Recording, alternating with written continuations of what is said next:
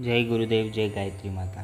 जगत में सबसे बड़ा देखो काम, बिना काम के इस दुनिया में कीमत नहीं है। सदाम कह गए गुरु श्री राम, दादू भाई छिपी का रेदास तमार था। तुकी का कमाल पास मामूली लुहार था, करके काम हो गया इनका इस दुनिया में नाम। जगत में सबसे बड़ा देखो काम।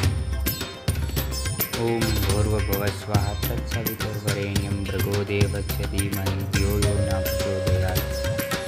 गायत्री मंत्र, जिसका अर्थ है कि समस्त सृष्टि का जो ज्ञान है इसी मंत्र में समाया हुआ है। इस गायत्री मंत्र में 24 अक्षर होते हैं। ये मंत्र हमारे शरीर की आत्मा को भगवान के संपर्क में लाता है। जब ये भगवान के संपर्क में हमारे शरीर की जो आत्मा आ जाती है, तब हमें एक प्रकाश उज्जवल होता हुआ दिखाई देता है। तो प्रकाश जब हमें दिखाई देता है तो उसे चेतना कहते हैं। जब हम अनुसरण करते हैं उसका, जब वो प्रकाश का हम अनुभव करते हैं तो वो प्रकाश हमें देवी शक्ति का स्वरूप लगता है। तभी हमारी भक्ति, हमारे तप जप में हमें पता चलता है कि हमारा तप जप अभी भगवान की ओर जा रहा है। ये भगवान की कृपा से तब चेतना जागृत हो जाती है, तब समझ लेना चाहिए हमारी भक्ति अब सफल होने जा रही है। इसलिए गुरुदेव लिखते हैं, श्री राम पंडित आचार्य जी शर्मा की गायत्री उपवन में लिखते हैं कि आओ समुद्र मंथन करे, कुछ अद्भुत सत्य ढूंढ निकाले। इसलिए तत्कले संपूर्ववर्ते समोहाय सुरदिशाय बुद्धो नाजनाय किटतेषु भविष्यति। इसका मतलब अर्थात इसके बाद कलयुग आ जाने वाला है। मगध देश के देवताओं दैत्यों में मोहित करने वाले अजन्म पुत्र अवतार बुद्धाद्वार होगा। यानी कलयुग में एक ऐसा प्राणी जन्म लेगा, ऐसा एक व्यक्ति जन्म लेगा जिसका बुद्धा अवतार होगा। भले ही मद भगवत गीता में भविष्यत काल यचु की यक हो सकता है, स्पष्ट कहा है सबके सामने, इसीलिए कि इससे इनकार नहीं किया जा सकता। यदि बलराम व कृष्ण से एक ही कृष्ण अवतार माने जाते हैं, बलराम को केवल नर ही माने, तो 24वें अवतार कल्कि के बारे में क्या कथन है। यथा सो युग संध्याय दस्तपरायेषु राजसु जनती विष्णु यशो नामाय कल्कि गृधपति। अर्थात बहुत पीछे जब कलयुग का अंत समीप होगा तब राजा लोग प्राय लुटेरे हो जाएंगे। तब जगत के रक्षक भगवान विष्णु यश भगवान ब्राह्मण के घर कल्कि रूप में अवतीर्ण होंगे। इसीलिए परम पूज्य गुरुदेव गायत्री परिवार के मुख्य संस्थापक श्री राम पंडित आचार्य जी ये लिखते हैं कि हमें कलयुग में दान पुण्य धर्म करके अपने जीवन को सफल बनाना चाहिए।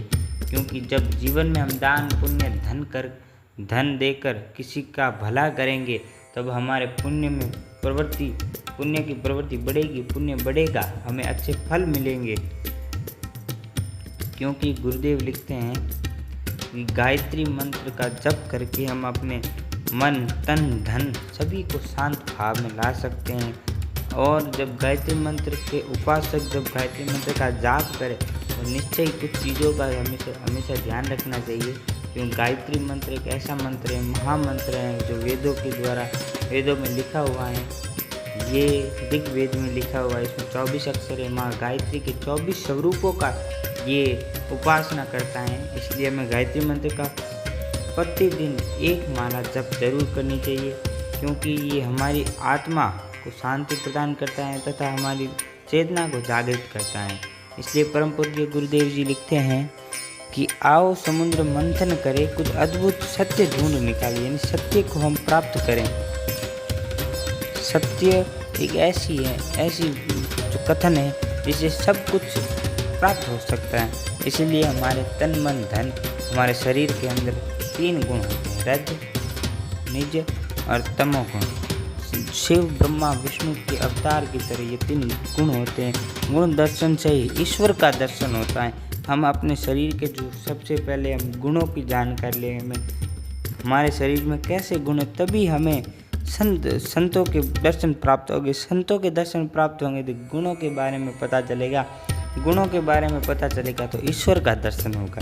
इसीलिए परम पूज्य गुरुदेव जी लिखते हैं कि भगवान बुद्ध ने कभी 40 का उपासन संपन्न करते हुए भूषा को वैसी आचार्य प्रेरणा मिली कि उपासना कर डाले, क्योंकि उपासना में ही सबका भला है कि जो उपासना करेगा तभी इसमें मुझे हिंदू होने पर गर्व है। गुरुदेव लिखते हैं क्योंकि सनातन धर्म सबसे बड़ा धर्म है, ये गौरवशाली है जो हिंदू धर्म में जन्म लिया है। इसलिए महापुरुषों के अनुग्रह अनुदान के पाने से शुद्धि होती है।